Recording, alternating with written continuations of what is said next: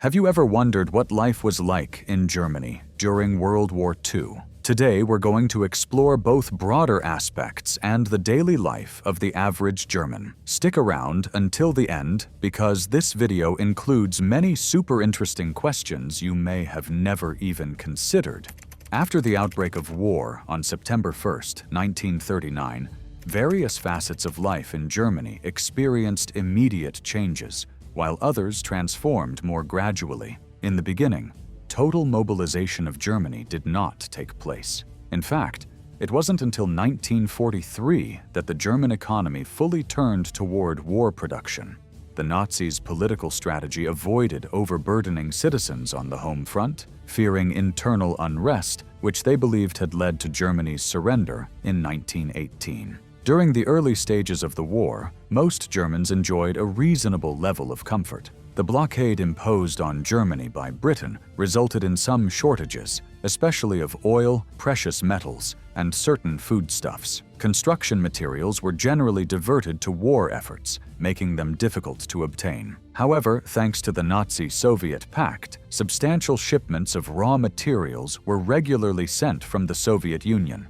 Additionally, Germany brutally exploited the territories it occupied, seizing military equipment, industrial facilities, railway stock, manufactured goods, food, and livestock. From the Nazi invasion of the Soviet Union in June 1941 onward, the situation in Germany began to deteriorate. The supply of raw materials dried up, and there was a delay before significant measures to plunder the Soviet Union could be implemented. The retreating Soviet forces adopted a scorched earth tactic, destroying everything useful and untransportable. Rationing began in Germany at the end of August 1939, shortly before the start of World War II. Initially, the controlled distribution included food, clothing, footwear, leather, and soap. The quotas ensured subsistence, but left no room for extravagance. Products like whipped cream disappeared between 1939 and 1948, along with filled cakes, chocolate, and similar items. Imported goods, mainly coffee, also became scarce due to the interruption of imports. While locally grown fruits and vegetables were not rationed, imported fruits were rare. The civilian population received color-coded ration coupons covering sugar, meat, fruit, eggs, dairy, margarine, cooking oil, grains, bread, jams, and jellies. Coffee substitutes were made from roasted barley, oats, chicory, and acorns. Various food alternatives emerged, such as burgers made from boiled rice or rice mixed with onions and canned fish oil. Bread flour was made with horse chestnuts, pea flour, potato flour, and barley. Salads were made from herbs, salt, and red wine vinegar. Nettles and goat's roux replaced spinach in soups. It is worth noting that ration coupons were not gifts. They required payment. Even in restaurants, a meal coupon was necessary. Waiters would collect the coupons and receive the payment. Stealing or forging ration coupons was punished with forced labor camp detention and, in extreme cases, the death penalty. As Germany faced setbacks in the Soviet Union and Allied bombings damaged domestic production, stricter rationing measures were implemented. Men in heavy industry received extra rations, while Jews and Poles in German-occupied territories faced severe shortages. In April 1942, bread, meat, and fat quotas were reduced, justified by poor harvests, labor shortages in agriculture, and the need to feed the armed forces, forced laborers, and refugees arriving in Germany. The Nazis forced individuals from occupied nations and prisoners of war to work in Germany, resulting in many deaths due to poor conditions, abuse, and malnutrition. More than 5 million civilian laborers and nearly 2 million POWs were brought to Germany to work in essential industries and agriculture. Despite their meager rations, they still had to be fed. They also required housing, often placed in large, simple shelters built with minimal resources. Between 1944 and 1945, more than 2.5 million ethnic Germans fled Eastern Europe, seeking refuge in Germany before the arrival of Russian troops. Although about 500,000 perished during the flight, the survivors needed shelter and food. further straining a Germany already severely lacking in resources. In Berlin, many residents grew herbs and vegetables in their gardens or plots, and even raised rabbits, nicknamed balcony pigs, which could be kept in apartments. Caring for the rabbits often became the task of children in the household. Soldiers in newly occupied areas frequently sent suitcases and crates filled with fresh eggs, cheese, and chocolate to their families. Bartering thrived, with people traveling to the countryside in exchange for fresh food. Those with friends or relatives in rural areas had a clear advantage in this situation. Despite the invention of refrigerators, they were rare, even in shops. A typical butcher's store had a refrigerated display case using blocks of ice. Fresh produce was seasonal, available from spring through early autumn, without rationing but limited by availability. Large employers, such as armaments factories, often provided canteens for their workers, though food quality and variety were limited. Scarcity resulted in a thriving black market. Almost anything could be found on the black market for a price or through barter. There was enormous inflation in food prices by the end of the war. Officially, buying or selling goods on the black market could result in a death sentence, but widespread corruption meant Nazi officials often looked the other way in exchange for bribes, either cash or goods. Many urban homes were heated by steam radiators fueled with coal for the boilers. Cast iron stoves were also common in kitchens, fueled with coal or firewood. Parks, like the expansive Tiergarten in Berlin, were deforested to serve as sources of fuel for heating and cooking. Across Germany, the Hitler Youth and members of the labor service gathered potato stalks for a factory in Weimar, where they were turned into fuel tablets. Gas stoves and ovens were also widely available. Although electric stoves had existed since 1890, they were rare. However, electricity supply became unstable as bombings increased during the war. By the end, Berlin's electric supply had completely failed, firewood was depleted, and coal deliveries had stopped. Hitler proclaimed the goal of raising physically fit and healthy children, preferably those considered Aryan or of pure German descent, excluding those of mixed heritage with Slavic or Jewish blood. During World War II, non-Jewish, non-Slavic German children born in Germany were required to enroll in the Hitler Youth or the League of German Girls, primarily to prepare them for conflict. From an early age, they wore uniforms and, at the start of each school day, sang Nazi hymns and saluted the regime's flag. They participated in camps and expeditions involving physical exercises and military-style activities. Indoctrination was not limited to these youth organizations, but extended to schools, where textbooks were rewritten to align with Nazi ideology. Although some young people enjoyed activities like weekends in the countryside, singing patriotic songs, the idea of self-direction in these youth organizations did not materialize. Nazi adults, such as members of the brown shirts and stormtroopers, supervised the youth often with authoritarianism and brutality. Indoctrination had only partial success, as many youths showed disinterest in the ideology. Nevertheless, an entire generation grew up under Nazi influence. An example of this conditioning is evident in the infamous Reich pogrom, Kristallnacht, from November 9th to 10th, 1938, when Hitler and Joseph Goebbels unleashed violent attacks against Jews, their properties, and synagogues, which were set on fire. Around 7,500 Jewish shops were destroyed, with young people actively participating. While not all were involved, many youths broke windows and assaulted Jews in the streets and in their homes. Meanwhile, older individuals, whose beliefs dated back before 1933, often reacted with horror or sympathy for the Jewish victims.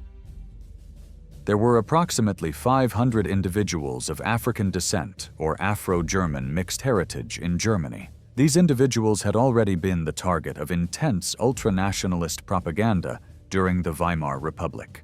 In 1923, when Germany failed to meet its reparations payments, French troops occupied the industrialized Ruhr region in western Germany. Soldiers from Senegal and other parts of French Africa were sent to requisition coal, iron ore, and other resources as payment.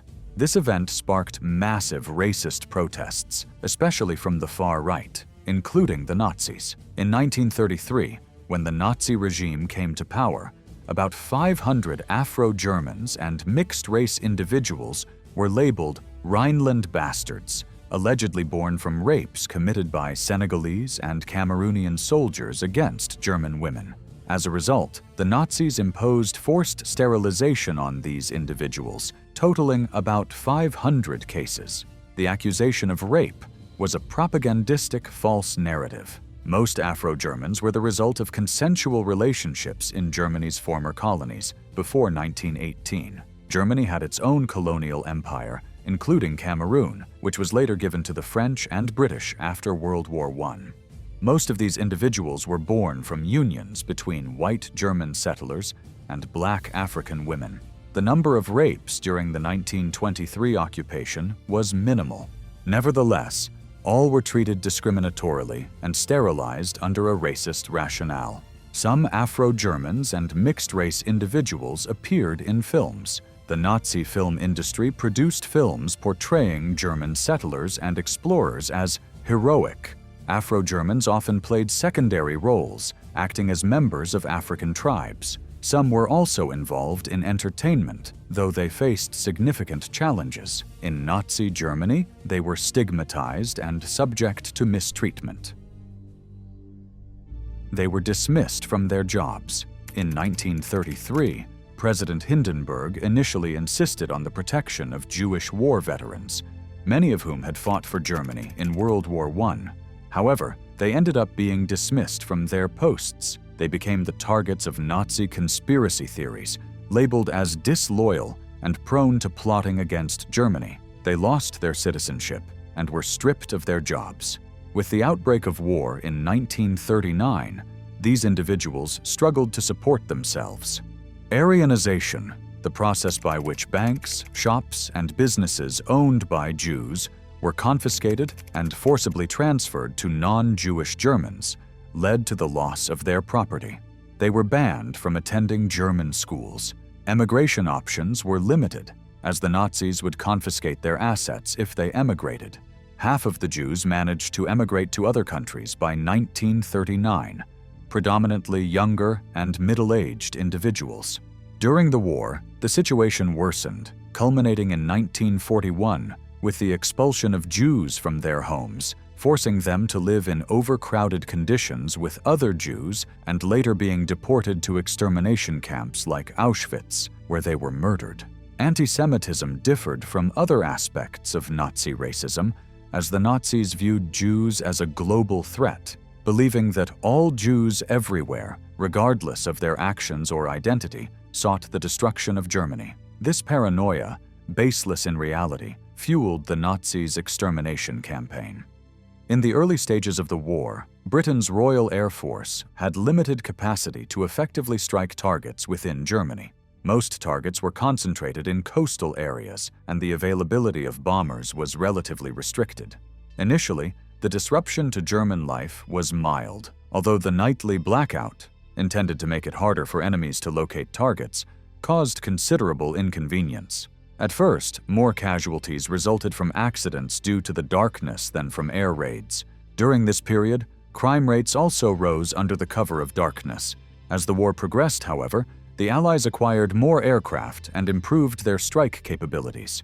With the United States entering the war in December 1941, American bombings also began targeting Germany, particularly for Germans living in the industrial zones of the Rhineland and the Ruhr, as well as near the coasts of the North Sea and Baltic Sea. Night raids by the RAF and daytime raids by the U.S. Air Force became frequent. In May 1942, the first mass attacks targeting residential areas occurred in Lübeck. In June 1943, Essen and Cologne experienced the first raids by 1,000 bombers. From then on, large-scale bombings of cities became common. Estimates of German deaths due to Allied attacks range from 350,000 to 420,000, leaving many severely injured and millions homeless. Berlin had been bombed in August 1940, but the distance and the limitation of adequate aircraft restricted the attacks on Hitler's capital. As more aircraft became available and bases closer to Germany were established, the attacks increased in pace and intensity. Between November 1943 and April 1944, a significant bombing offensive took place in Berlin until the aircraft were redirected to support D-Day in Normandy. The November 1943 raids alone left 400,000 Berliners homeless. After a short pause due to D-Day, the Allies resumed heavy bombings over Germany in the fall of 1944, and Berlin continued to be targeted until the arrival of the Red Army in April 1945. The bombings had a profound impact on the German population. Besides the human losses and material damage, sleep deprivation and the disruption of essential services caused considerable inconvenience and fatigue. However, these attacks often strengthened the determination and unity of the population, regardless of whether or not they supported Hitler.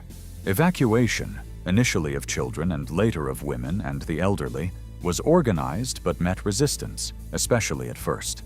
As air raids intensified, many sought to move their loved ones away from danger zones. However, dealing with millions of homeless and displaced people proved challenging, resulting in often precarious conditions for evacuees. Many opted to return to the cities despite the dangers and hardships they faced.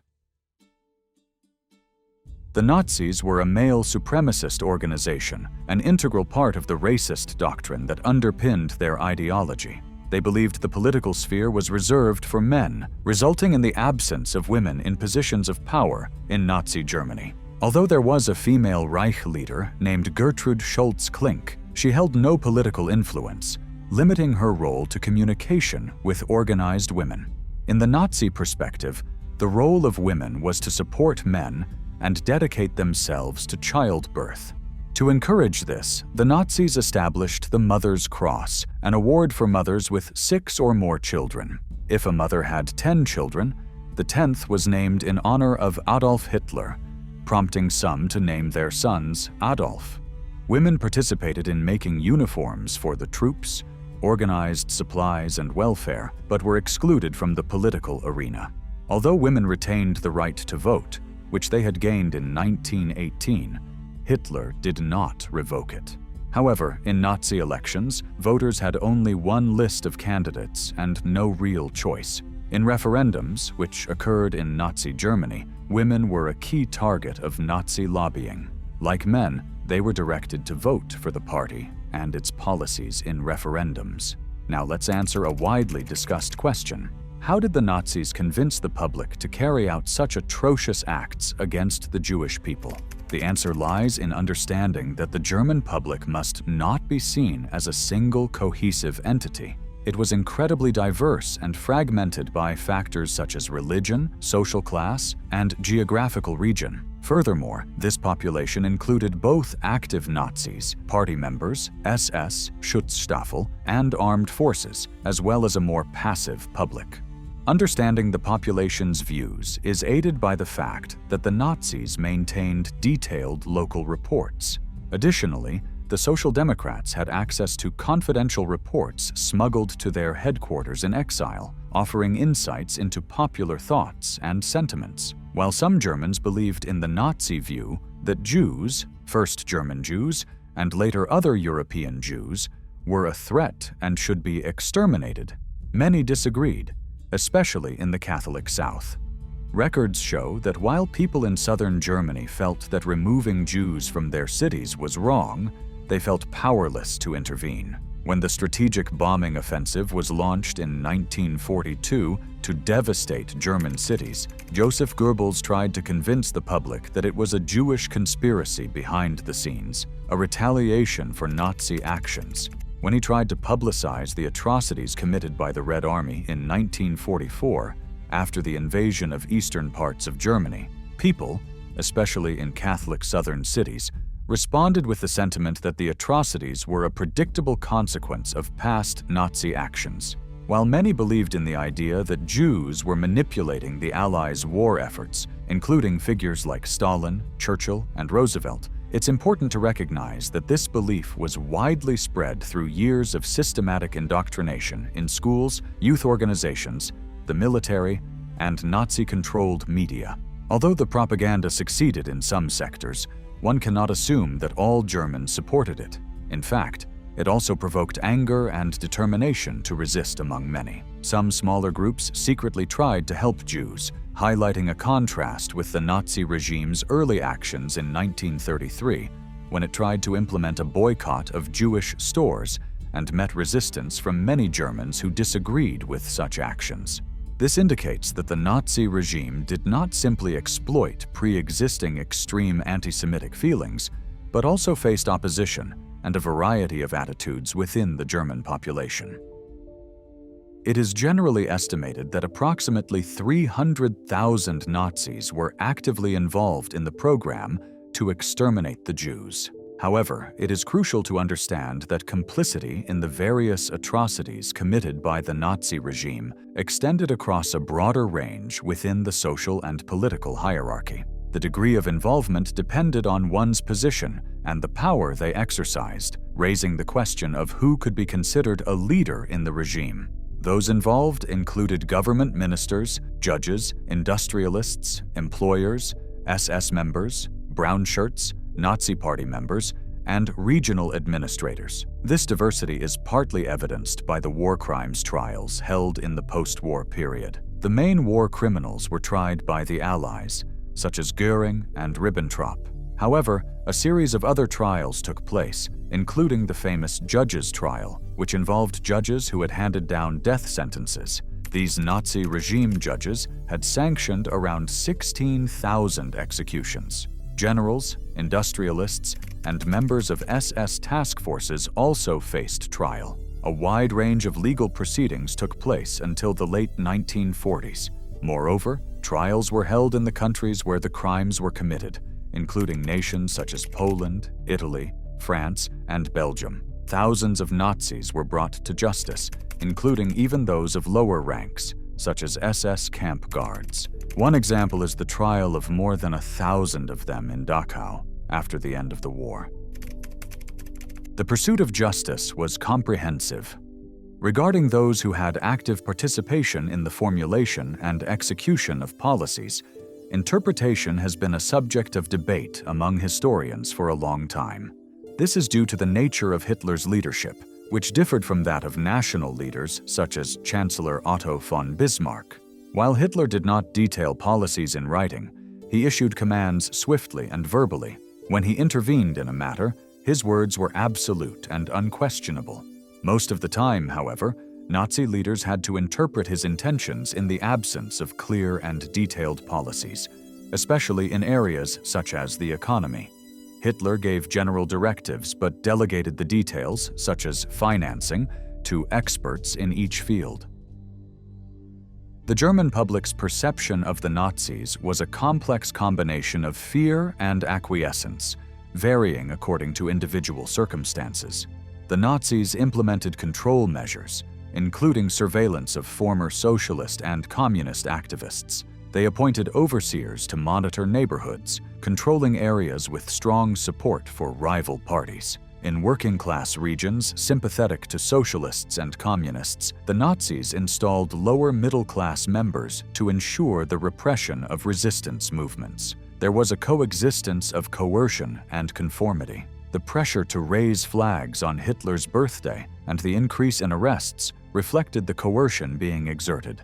The environment was filled with fear, amplified by the existence of concentration camps. However, many sought tranquility, wishing to keep their jobs and maintain their daily routines. Participating in public life meant adhering to Nazism, something many did not wish to do. Until 1939, there was an implicit understanding that Germans would not challenge the Nazis, and in return, would not face many demands. During the war, this dynamic changed as the regime tried to instill war fervor. However, most Germans did not want to relive the suffering of World War I. Nazi foreign policy up to 1939 brought quick victories with relatively little bloodshed, which made the party popular. In 1940, the peak of Nazi popularity was reached. However, as the war became more destructive and costly, confidence in the Nazi leadership declined. The relationship between the German people and the Nazis was multifaceted. The population valued economic recovery, even though it was statistically manipulated. Paradoxically, there was appreciation for the restoration of order, even though the Nazis themselves had caused prior disruption. The public, for the most part, did not support Nazi hostility toward religion, especially Catholics, who opposed attempts to control the church. Aspects such as Nazi education also encountered resistance. The response to Nazi domination was a complex mix of appreciation and discontent, influenced by a range of factors. Help us keep this project alive here on YouTube by subscribing to the channel. Thanks for watching, God bless you all, and see you soon.